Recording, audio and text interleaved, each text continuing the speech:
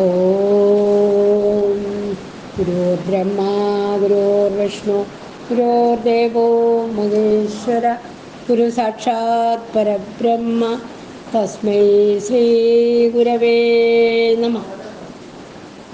ഓം ശ്രീനാരായണ പരമഗുരവേ നമഃ. ഓം ശ്രീ ശാരദാംബികായേ നമഃ.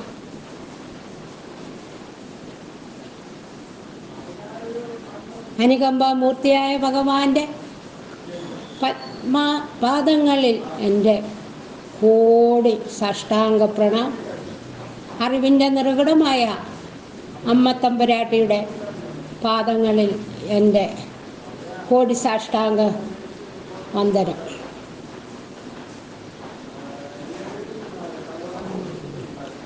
ആത്മോപദേശശതകം മഹായജ്ഞാചരണം കർക്കിടക 1 തുടക്കം കുറിച്ച് കന്നി 5 പരിസമാപ്തി കുറിക്കുന്ന 68 ദിവസം നീളുന്ന മഹായജ്ഞാചരണം.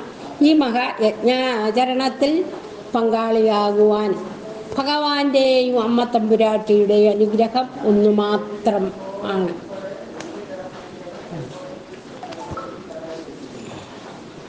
ഗുരുദേവൻ ആത്മാനുഭവം നേടിയിട്ട് അരുവിപ്പുറത്ത് വിശ്രമിക്കുന്ന കാലത്ത് ആണ് ഈ കൃതി രചിച്ചത്. പ്രപഞ്ചത്തിൽ കാണുന്ന സകല പദാർത്ഥങ്ങളും ഉണ്ടായി മറിയുന്ന കാര്യരൂപങ്ങളാണ്. അനന്തകോടി സൗരായുധങ്ങളും പഞ്ചഭൂതങ്ങളുമെല്ലാം ഈ കൂട്ടത്തിൽ പെടുന്നു. ആത്മോപദേശശതകം നിത്യം പാരായണം ചെയ്യുന്നത് നല്ലതാണ്. തൻ്റെ ആത്മാവ് തൻ്റെ ബുദ്ധിയോടും മനസ്സിനോടും ഉപദേശിക്കുന്ന തത്വമാണ് ആത്മോപദേശശതകം. 100 മന്ത്രങ്ങൾ അടങ്ങിയ ഒരു ദാർശനിക കൃതിയാണ്. ആത്മോപദേശശതകം ആത്മതത്വം ആവിഷ്കരിക്കുന്ന ദാർശനിക കൃതിയാണ്.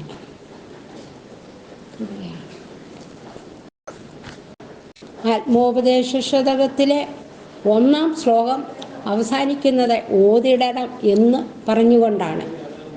ഓതുക എന്ന പദത്തിൽ തന്നെ ഗുരുദേവൻ കർത്താവിനെ ഉള്ളടക്കം ചെയ്തിരിക്കുകയാണ്. ഓതുക എന്നത് സ്വയം ചെയ്യുന്ന കാര്യമാണ്. വേദം ഓതുക, ഖുർആൻ ഓതുക, വെള്ളം ഓതുക എന്നൊക്കെ പ്രയോഗത്തിൽ ഇത് വ്യക്തമാണ്. അടുത്തതായി നമുക്ക്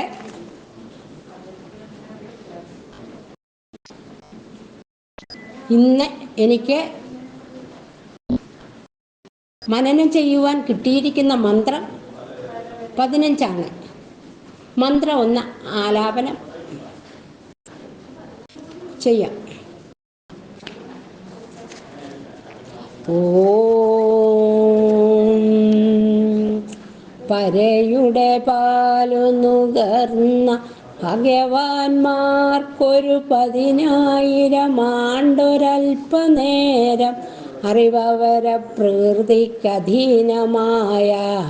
അരനോടി 1000 ആണ്ടുപോലെ തോന്നും. ആത്മജ്ഞാനമാകുന്ന പാലും നുകർന്ന് അനുഭവിക്കാൻ കഴിഞ്ഞ ഭാഗ്യവാന്മാർക്ക് ഒരു 10,000 വർഷം അല്പനേരമായി അനുഭവപ്പെടും. അറിവ് അജ്ഞാനത്തിന് അടിപ്പെട്ടാൽ അര നിമിഷം 1000 വർഷം പോലെ തോന്നുന്നു. 15-ാമത്തെ മന്ത്രത്തിൻ്റെ അർത്ഥവിവരണം ഇവിടെ അവസാനിക്കുന്നു. എന്നെ ശ്രവിച്ച എല്ലാവർക്കും പ്രത്യേകം നന്ദി, നമസ്കാരം. ഗുരുദേവധർമ്മം വിജയിക്കട്ടെ. ഓം ശ്രീനാരായണ പരമഗുരവേ നമഃ. ഓം ശ്രീ ശാരദാംബികായേ നമഃ.